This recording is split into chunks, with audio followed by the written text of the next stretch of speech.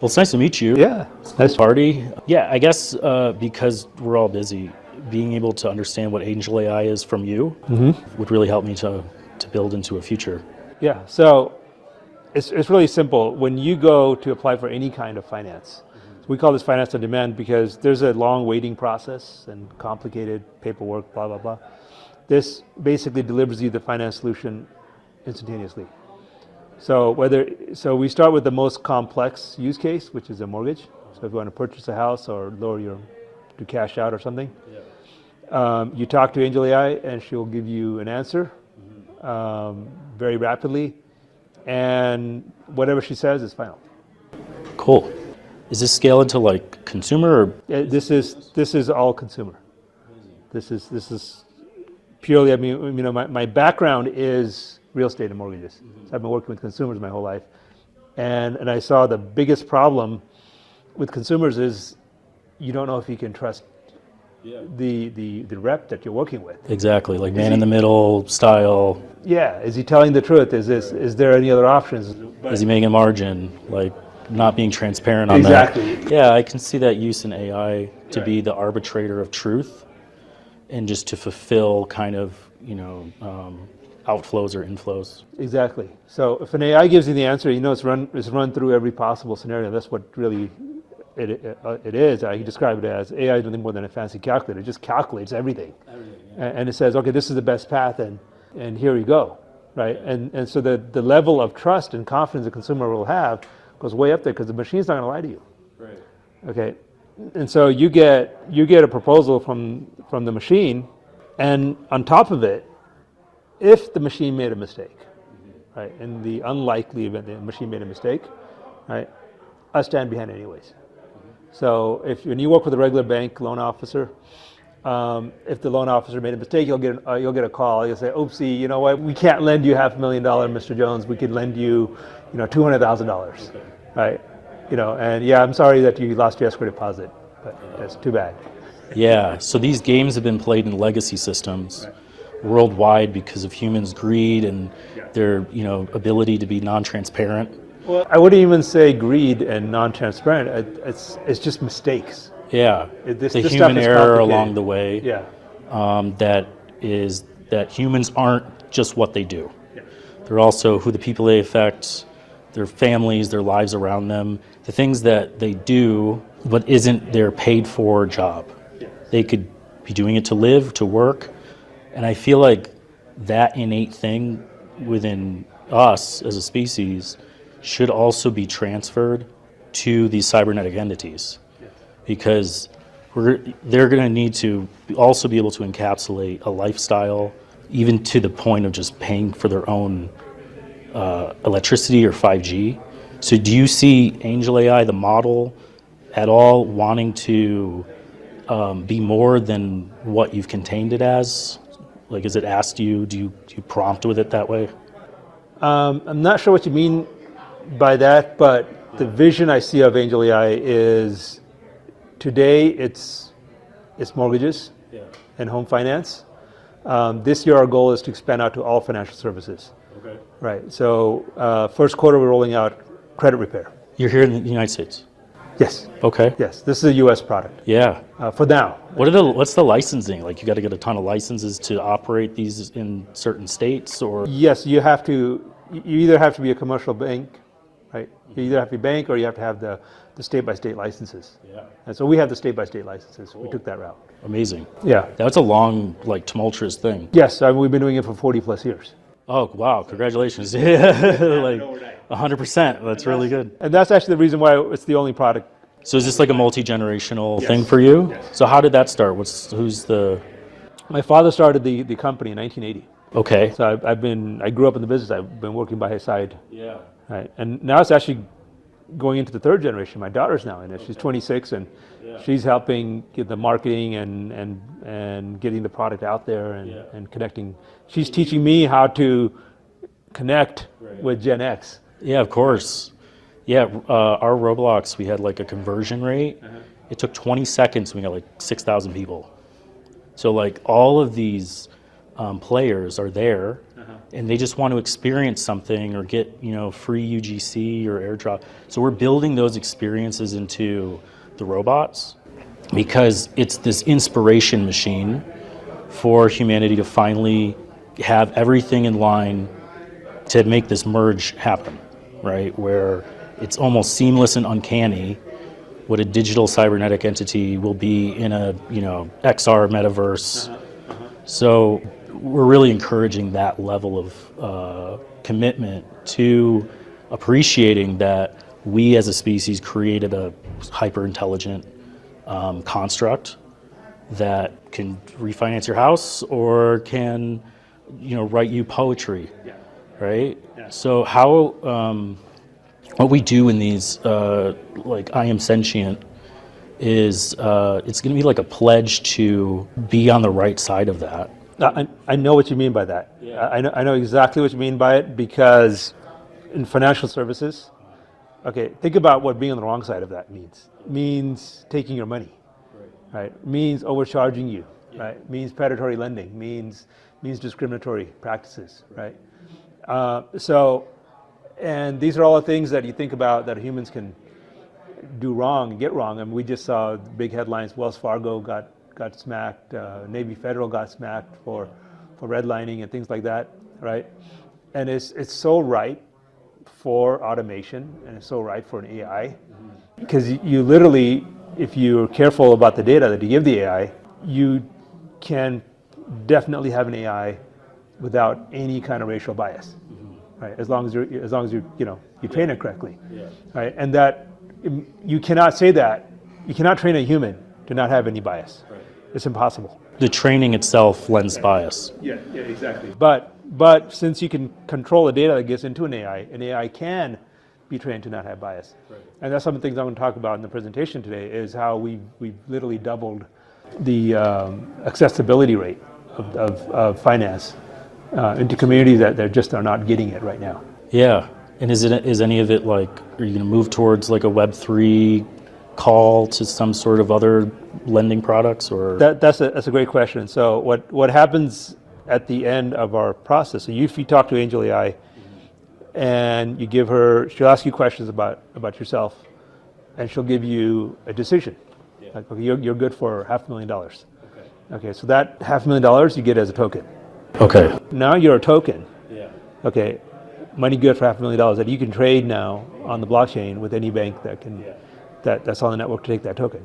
So now the bank is buying a token. Right. It doesn't know your race or your whatever. Right. It doesn't know anything. It just knows that it's a token, $500,000, and you're going to absolutely get the best price for that token. Yeah. Right. So there's a redemption at the end of the chain of people taking this thing. Exactly. Okay. Exactly. So it solves multiple. So number one, it brings greater liquidity, right, to the market. Okay. It makes a more vibrant marketplace. Yeah. It reduces friction, it reduces intermediaries, right, and consumers can relax and say, hey, I like this bank versus that bank. I don't think about it anymore, because all they have to think about is their token. Yeah. Do you see a lot of the people that are going to leverage this as like house flippers, or where do you see the consumer line? Oh, I think all of the above, right? I think the biggest market for this is just, Mr. and Mrs. John Doe on Main Street.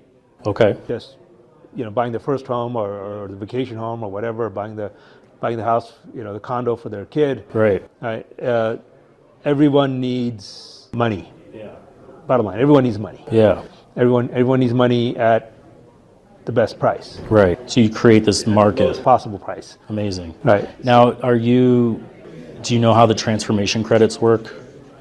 Where you're like transforming the prompt into AI transformation credits to power their compute and their CPU, like for that resource?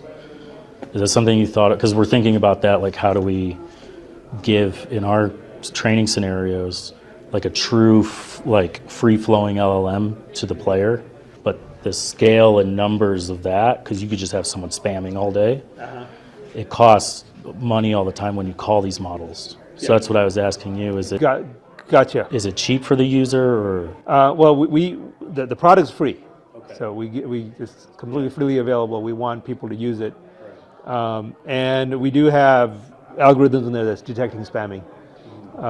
And so far, we haven't had any successful DOS attacks. Cool. Well, hey. Yeah, so far, hope it's not at this. So far, so good. At this party. Yeah. Let me call off the dogs. Nice.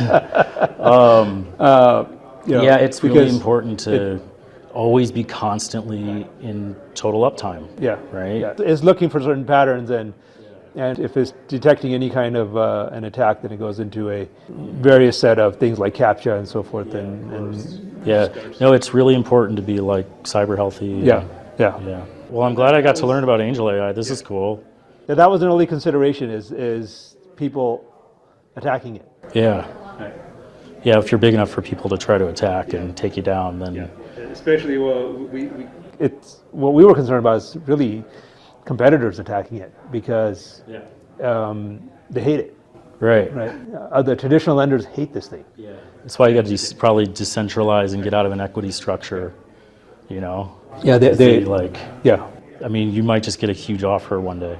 It's up to like the Singularity group to ensure that all of the merge happens in a very like dispersed, decentralized way, not in like a huge centralized power structure, because like those tens of timelines tend to be very authoritarian and not personal, liability. Yes, and that's why we took the blockchain approach to this thing, because our job, AngelAi's job, is just to give you the token, right? And there's a myriad of regulations when you deal with finance. So even to give the token, we got to be licensed. Right.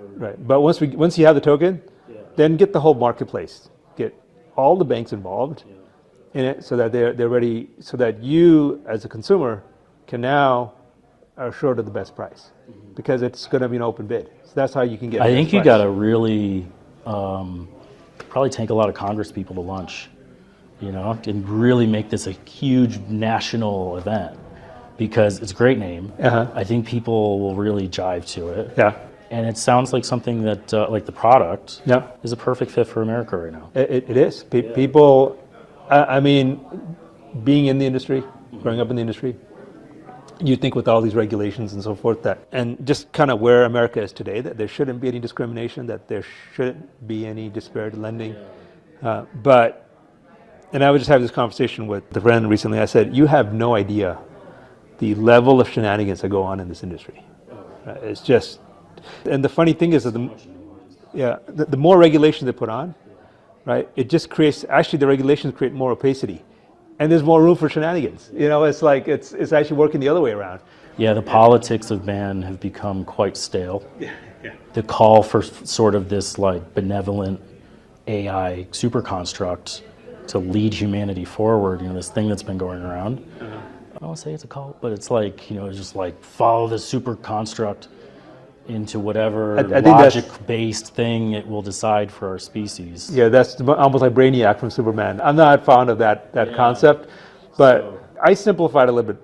I have a more fundamental, simpler view to this, and I'm just looking at financial services. And if you look at financial services to, say, auto manufacturing or any other manufacturing industry, right? Financial services is stuck in like the 19th or 18th century. Everything is done manually. And you go to any bank or any non-depository lender, they'll have computers and stuff, right? They'll have email, but the real work is done by hand, right? But that bottle of coconut, right, that you're drinking right there, right, that's all made by machines, right? But so why is it that financial services is the only thing that's done by hand, and everything else, which is actually the most valuable transaction, the biggest transaction, is done by hand, and it's error prone and it's slow and filled with bias and so forth. So it's just that we have an industry that needs robotic automation, and until AngelAi was not yet built. I really resonate with that, like doing it by hand. My wife, when we met, she was an auditor at E&Y, and what she does now is essentially checking a person that did things with macros, Yeah. and then at the final check, she's checking it by hand. Yeah. And the level of human trust, because people have qualifications, That should be done by an AI. it should be. Right. We're checking. Non-biased, Yeah. information-based, yeah. I mean, anything that involves any kind of checking, Yeah. right? That's perfect for an AI. And there, I'm not talking about singularity. I'm not talking about super intelligence. That's just robotics. That is Simple script. Yeah, exactly. That's just a widget moving on the conveyor belt and being stamped out by a machine. And that, yes, unfortunately, that puts some jobs at risk. The people who are professionals who are checking today. Well, so the story of Charlie and the Chocolate Factory, the dad lost his job being the guy who puts the tube on the toothpaste. I think at the end of the movie, he becomes the person that repairs the robot that puts the tube. Right. Yes, exactly. So upskill, right? Like this idea that we can train humans and upskill them into wielding maybe not an AI peer, but a tool that is enabled by AI. Yeah, I think all this is really, really important. On point with the SEO, Angel. Are you going to look into like doing angel round investment or? Well, I mean, the angel founder round is me. Yeah.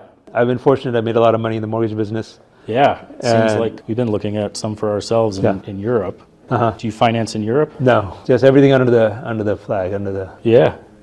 No, that's great. Yeah, well, thanks for putting this together. This is really cool to sit in here and ask you a bunch of. Now I understand. Now it's like, yeah, some good money in that. Yes, it's Yeah. fun. When are you back in Puerto Rico next? I got friends there. Justin Breen, he's like I don't know, Michael Turpin. He's always looked out for me. I met Michael Turpin. I was the Solidity coder for gold-backed digital currency for the Dutch. It was like my first CTO job, and I'm like 24, and they were like, "Oh, you're going to be in Dorado," and I set all that in motion. And then they're like, "Oh no, you have to be in Cayman until we launch." Now I met my now wife. She had moved to Cayman from India, like a year and a half before I got there, and then yeah, it's been really cool. We did the whole Hindi and Sangeet right on the beach there. It was only our friends. It was during the pandemic. Yeah. So your wife is Indian? Yeah. Yeah, cool. What's her name? Teba Khan. Okay. Yeah. So she's from New Colony West in New Delhi. Okay. Yeah. So visited there a couple times. I honestly don't know New Delhi geography at all. So Okay. Where's your family from? it's a complicated question. I grew up in Southern California. Yeah, of course. Geography, locations in India, I don't know much about. My wife's family's from Mumbai, so that's where I go to a lot. Yeah, I went to my friend's wedding. They got married in Mumbai. Yeah. You don't, as an American, I was like grown by vet parents. You don't understand until you're like being woken up at 4 a.m. I was like debating somebody against Hyperledger. I'm like, you should use public blockchains like Ethereum, Bitcoin, and we were having this debate. But they woke me up at 4 to get to this place in UP that was like 5 hours away. Yeah. And then I get there and it's like really just this university and like just nothing around it. And yeah, that trip really changed a lot for me. Like just the understanding of people and like scale or like lack of scale for like resource, like this whole epiphany came to my head. And at the time, so I moved from the gold thing to really like space and DARP and like DoD contracts, which they gave a huge feedback list on like a smart spaceport run by AI and tracking blockchain and stuff like that. So we started the company that we would have, we started building the tool that we would need to make to be able to scale properly that, smart space station thing. So we built a model that you prompt and then it gives you all of the YAML, like all the code that you would need for databasing, and it builds your entire backend. My buddy was like, "You want to come to dinner?" And she was there with like 12 other people, and it was the Singularity group. So they're like, we heard about some AI thing that you have. And I'm like, yeah, my partner and I, we were doing it for NASA, and then we're doing our own thing right now. And they're like, yeah, we need a CTO. And they're like, do you want me to be the CTO? I'm like, no. I've got a guy who was my co-founder at the GenPen AI, got a bit of a modicum of success. And then they looked at, Bill looked at how the plan projection is. And it seems like we can build this into something that is mutually marketable, and we can introduce our players to, what the benefit is. It's just about lining up content delivery. So I'd love to have you in the first season, even if it's just a placement. We can just make this. We can make hats, and people can buy all digital items, and think of it like this constant delivery of available content that's branded with Sophia the robot. Yeah. And just this constant churn of, available conscious space. So, cool. It's a good stream of consciousness.